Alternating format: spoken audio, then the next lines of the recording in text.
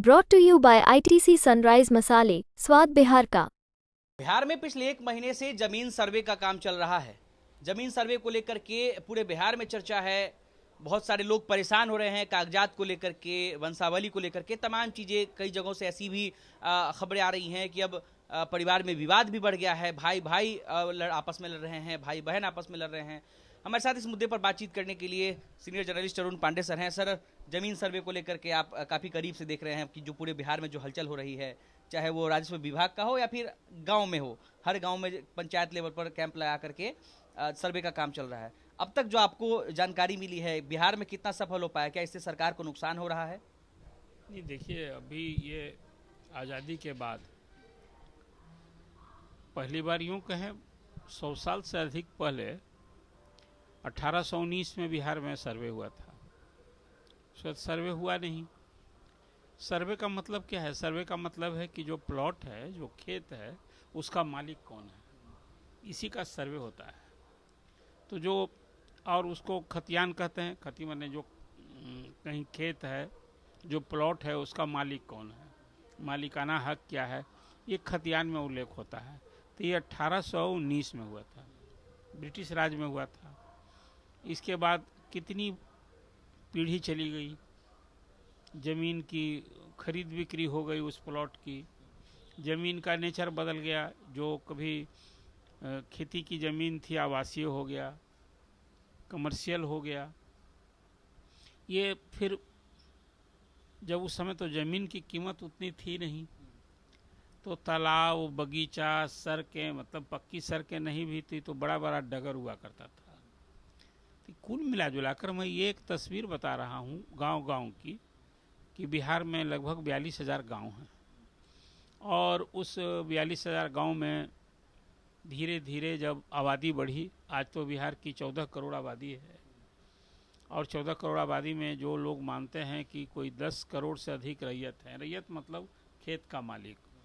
तो ग्रामीण क्षेत्रों में नीतीश कुमार ने फिर एक इतिहास पुरुष बनना है उनको। मैं इसलिए कह रहा हूँ कि कुछ काम जो है वो उनके दिल में ललक रहती है कि इस काम को हम करेंगे तो भाई हमारा नाम रहेगा। मतलब इतिहास पुरुष बनने के लिए काम कर रहे हैं वो। इतिहास पुरुष तो ये काम यदि सफलतापूर्वक हो जाएगा तो आज कहा जाएगा ना कि नीतीश की सरकार आई। और जो कभी सर्वे का काम नहीं हुआ था, अंग्रेज के ज़माना में हुआ था, अब वो काम नीतीश कुमार ने किया। कई काम नीतीश कुमार ने किया है जो हर कोई श्रेय मिलता है। अब इस बार हुआ कि देखिए, अगले साल नवंबर में 2025 में अब चुनाव होना है विधानसभा का। उस पहले नीतीश कुमार ने कहा कि भाई इसको चुनाव के पहले जुलाई तक सर्वे हो जाना चाहिए। देखिए, बिहार में सर्वे, चकबंदी, ज़मीन के लेवल पर बहुत काम नहीं हुआ। और कहते हैं कि 60% जो विवाद है, चाहे वो हत्या, हिंसा, वो यही भूमि विवाद के कारण होता है। अब तो ज़मीन के लेकर घर घर में विवाद है, भाई भाई में विवाद है, चाचा भतीजे में विवाद है। ज़मीन कभी दादा परदादा के नाम से ज़मीन थी, तो आज तक वो घर में आपस में बांट भी लिया तो उसका कोई कागज़ नहीं बना, रसीद नहीं कटा। और सबसे बड़ी बात है कि जो ज़मीन का कामकाज देखने वाला, जो लगान वसूली होती है, जो बिहार सरकार राजस्व एवं भूमि सुधार विभाग है ना, वो बिल्कुल आकंठ भ्रष्टाचार में डूबा विभाग रहा है। अंचल कार्यालय की बहुत बदनामी रही है। पहले तो पंचायतों में पंचायत भवन होते थे, आज बिहार में लगभग 8,500 पंचायत है। ये बात मैं कह रहा हूँ। अब पंचायत भवन फिर बनाने का अभी सरकार ने एक परिकल्पना की कि सभी विभाग को पंचायतों में दफ्तर होंगे। लेकिन पुराने समय में पंचायत भवन होता था एक सर्किल में, वहाँ कर्मचारी बैठता था। धीरे धीरे सब उपेक्षा का शिकार हुआ, तो ज़मीन की तो खरीद बिक्री होती रही। अब सरकार जो अभी इसी अगस्त महीने से एक अभियान शुरू किया, पूरे सभी जिलों के लिए कैलेंडर राजस्व भूमि सुधार विभाग ने जारी किया कि भाई हम लोग सर्वे कराएंगे, और सर्वे में खेत का जो प्लॉट है उसका कौन मालिक है, दावा हो, दावेदारी हो, फिर हर प्लॉट का नक्शा नापी होगी कि कितनी ज़मीन है। इससे एक सबसे बड़ी बात होगी कि आज सरकार के पास भी अभी मालूम नहीं है कि सरकारी ज़मीन कितनी है। और सरकार की ज़मीन, सरकारी ज़मीन कब्जे में हो गई तो अब उस सब कब्जे से मुक्त होगा। पिछले वर्षों में या दशकों में कहिए एक अलग भू माफिया एक्टिव है। ये अजीब विवाद रहा है और उसमें है कि अंचल कार्यालय की मिली भगत से कोई कागज़ का हेर फेर करके और वो बताता है कि ज़मीन के मालिक हम हैं, समझे कि नहीं, और ये करके वो फिर उसका अंचल से रसीद कटवा लिया, DCLR के यहाँ से भी मैनेज करके करा लिया और फिर वो ज़मीन की विवादित ज़मीन की वो कहीं पट्टा पर जिसको कहिए बय बयाना पर लिखा लेता है, फिर उसको, ये दबंगों का हाल है।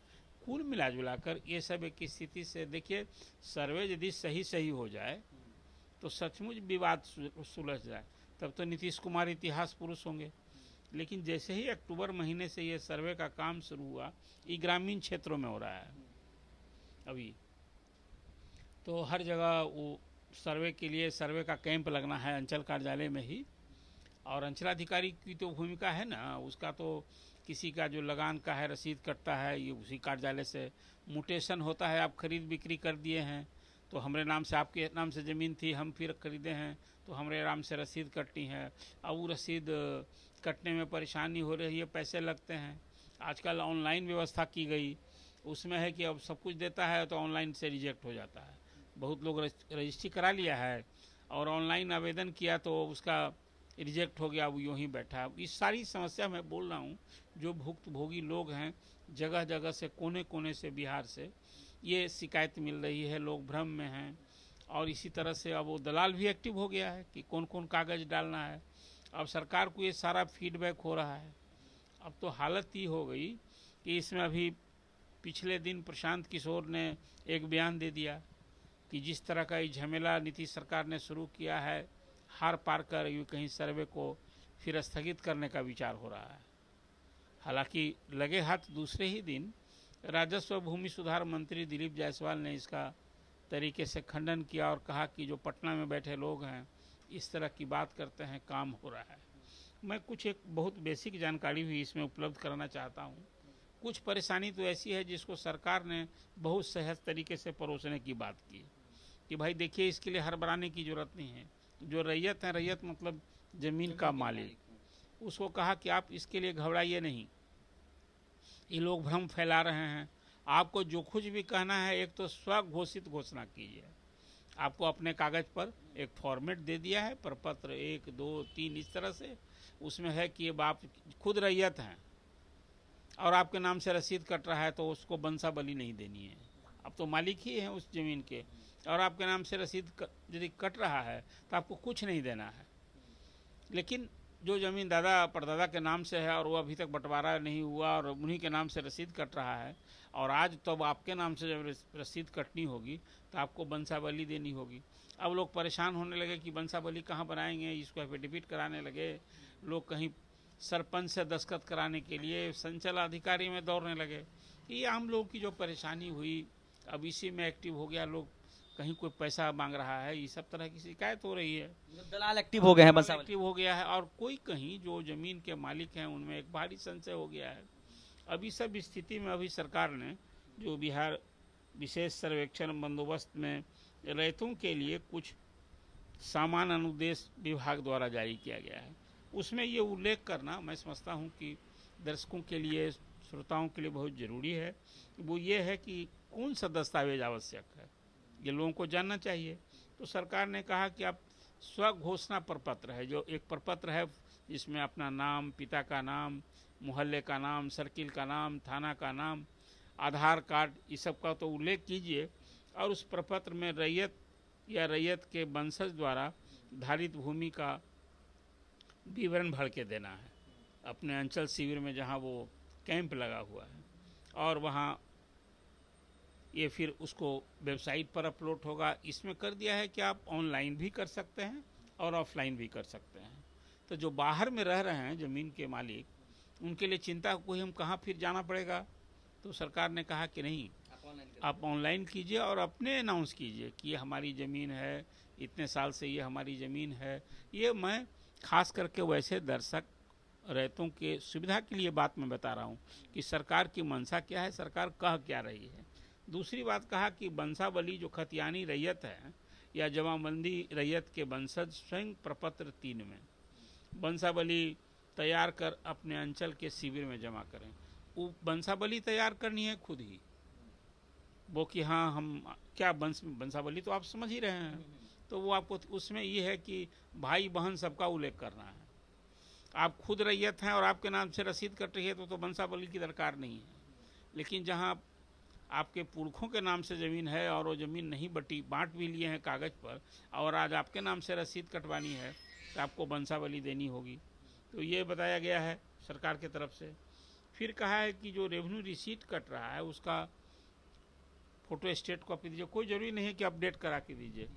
कोई ज़मीन के आप खेत के मालिक हैं और आपका रसीद कोई 4 साल 5 साल 10 साल पहले भी कटा हुआ है तो आप उसका फ़ोटो स्टेट करके दीजिए और उसका अपडेट करा लीजिए। देखिए ये भी एक शिकायत है कि जब अपना रसीद हम कटा रहे हैं, आज से 10 साल पहले नहीं कटाए हैं, अब कर्मचारी के यहाँ कटाने जाते हैं तो वो पैसा मांगता है कि 10,000 5,000 ऐसे रुपया दीजिए तो हम काटेंगे। जहाँ परेशानी हो रही है जिसके चलते अब तो ये संख्या लाख नहीं करोड़ में है, लाखों में लोग, सबको चाहिए ये कागज़, सबको ये प्रपत्र में करना है। फिर कहा कि कोई ज़मीन आप चाहे खरीदे हैं या ज़मीन बदले हैं या ज़मीन आपको कोई दान में दिया है तो उसका प्रमाण होगा ना कि आप कागज़ बदले हैं। तो कोई कागज़, कोई एक कागज़ का जो कोर्ट स्टाम्प पेपर भी किए हैं तो कहता है कि इसका भी आप छाया प्रति लगा करके आप जमा कीजिए। और फिर उसके बाद कहता है कि यदि कोई कोर्ट का आदेश से आपको ज़मीन मिली हो तो उस आदेश लगाइए। और फिर कोई आपको कहीं सरकारी ज़मीन बासियत का पर्चा मिला है तो उसका उल्लेख कीजिएगा ना कि ये ज़मीन आपको मिली थी। अब बहुत सारी शिकायत है, सरकार ने किसी को बासियत का पर्चा दिया और उसको कब्जे नहीं मिला। अब वो आज बासियत का पर्चा देने जाएगा कि ज़मीन हमारी है, उस पर कब्जा किसी और। जहाँ विवाद हो रहा है मैं ये सब उल्लेख कर रहा हूँ। और अंत में फिर कहता है कि जमाबंदी में रैयत यदि जीवित है और कि खेत के मालिक हम हैं तो वही मैंने आपसे जो कहा प्रारंभ में कि प्रपत्र 2 में वो देगा कि भाई हम ज़मीन के मालिक हैं, हमारा ये रकबा है, खाता है, खेसरा है, तौजी नंबर है, खतियान का उल्लेख किया और देगा। तो ये ऐसे लोग का सरल है, उसके लिए सर्वे में फिर, लेकिन ये सब कुछ आप जमा कीजिएगा। इसके बाद फिर वो जाएगा मापी के लिए कि प्लॉट का साइज क्या है। अब देखिए हम ज़मीन में कागज़ में देख रहे हैं कि हमारा 2 कट्ठा है और हमारे कब्जे में है चाहे 2.5 कट्ठा या 2.25 कट्ठा, या ज़मीन कागज़ बोल रहा है कि 2 कट्ठा है और सही में मापी करते हैं तो 2.25 कट्ठा है। तो यदि ये ज़मीन का जो आपके कागज़ के हिसाब से कहीं अगल बगल कोई कब्जा में ना होगा, यहाँ भी विवाद है। ये विवाद होगा ना जब नापी करने जाएगा तो स्वाभाविक रूप से ये सब एक कोहराम मचा हुआ है संपूर्ण प्रदेश में। सरकार चाहे जो कहे, मैं मानता हूँ कि चुनावी साल में नीतीश कुमार ने इस तरह का एक जोखिम लेकर के, इसको एक राजनीतिक जोखिम भी कहेंगे, ये उतना सरल नहीं है जितना सरल तरीके से मैंने अभी आपको चर्चा की कि विभाग ने कह दिया तो ये बनाना, ये कागज़ जो है लोग अब कोर्ट में स्टाम्प फी के लिए बहुत सारी परेशानी हो रही है। अब वो ये परेशानी को देख करके आखिर सरकार क्या करेगी। सरकार तो कह रही कि इसको हम कराएंगे। आपको याद होगा बिहार में चकबंदी का भी काम शुरू सरकार ने किया था। इतनी सारी शिकायत चकबंदी को लेकर बिहार में आने लगी कि सरकार को अंततः इसी भ्रष्टाचार की आम शिकायत, लोग परेशान थे। कांग्रेस जमाने की बात मैं कर रहा हूँ, तो उसको बंद कर दिया गया। अब नीतीश कुमार तो अभी हर चीज़ को एक अच्छी जिद जिसको कहते हैं, वो जैसे बिहार में पूर्ण शराबबंदी है, अब वो पूर्ण शराबबंदी लागू है और शराब की दुकान नहीं है, शराब कहीं भी मिलती है, ऐसी शराबबंदी है ना। और इसमें सारी संलिप्तता, रोज़ अखबार में देखिए कि कहीं आज यहाँ इतना लाख की खेप पकड़ी गई, इतना करोड़ की खेप पकड़ी गई, आखिर शराब उड़कर आ रही है। मैं इसलिए बात कह रहा हूँ कि आज जो सरकार ने जिस मंशा से, नीतीश कुमार का ध्येय और उद्देश्य अच्छा हो सकता है, लेकिन काम करने वाली एजेंसी काश अब, और उसमें जो अधिकारी है, देखिए कभी कभी तो मुझे लगता है जो ऊपर में सरकार की हनक और इकबाल का सवाल होता है। के पाठक के कार्यशैली से, कुछ उनके फरमान से मेरी भी असहमति रहा करती थी, लेकिन एक हनक तो था, एक हनक था। तो स्कूलों में जिस ढंग से शिक्षकों की उपस्थिति हो गई, छात्रों की उपस्थिति बढ़ गई, राजस्व भूमि सुधार में वो स्थिति है क्या? कोई इसीलिए एक तो मेरी अपनी सलाह है कि जहाँ क्विज कैंप ऑफिस सभी बिहार भर के 534 अब तो 537 अंचल हो गए हैं, बिल्कुल सचिवालय स्तर से निगरानी की टीम, बड़े अधिकारियों को पूरे बिहार में अभी नीतीश गवर्नमेंट को चाहिए कि यहाँ से टोली बना बना करके सभी अंचलों में हर रोज़ कोई 2-3 टोली जाए, वहाँ जा कर के रोज़ देखे, निरीक्षण करे, आम लोगों की शिकायत क्या हो रही है, कहाँ समस्या हो रही है, इसके निदान के लिए तत्कालिक अनुदेश दे, उसकी कार्रवाई सुनिश्चित करे और जो लोग इस काम में लगाए गए हैं उनको इंश्योरेबल बनाइए। अन्यथा ये इस तरह से आम शिकायत, आम लोगों की परेशानी, अंततः इसका नीतीश कुमार को ये चुनावी साल है।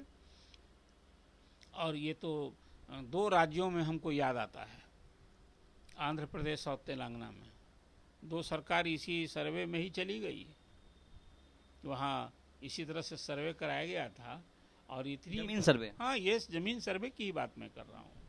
और वहाँ इसके कारण जो आम लोग ये हुए कि आप देखिए वहाँ दोनों सरकार चली गई इसमें, चंद्रशेखर राव की सरकार और उनकी जगन रेड्डी की सरकार। तो कुल मिलाकर ये कहीं ना कहीं बिहार में मालूम पड़ता है और विपक्ष भी जो आशंका जता रहा है, आम लोगों के लिए एक ही चारा है इसमें, वो ये सरकार को पूरे अंचल कार्यालयों में जो ये हो रहा है पूरे एकदम एंसरेबल टीम बनाइए, उसको हर 2-3 अंचल में रोज टीम जाए, रोज निश्चित रूप से, और टीम भी बदल बदल कर जाए, नहीं कि वो भी उस खेल में शामिल नहीं हो जाए। और इस तरह से जा कर के उसको उसकी एंसरेबिलिटी तय करनी चाहिए। और आम लोग अंततः इससे आम लोग परेशान हो रहे हैं, भ्रम के शिकार हैं, दलालों के चक्कर में फंस रहे हैं और फिर भूमाफिया उसी तरह से, इसलिए कि जिसका प्रभाव होता है ना वो तो अपने प्रभाव का चाहे पैसे के बल पर चाहे और किन्हीं आधार पर वो अपना काम तो करा लेगा, लेकिन आम लोग जो इस तरह से छोटे छोटे भी रैयत हैं, क्या होगा उनका?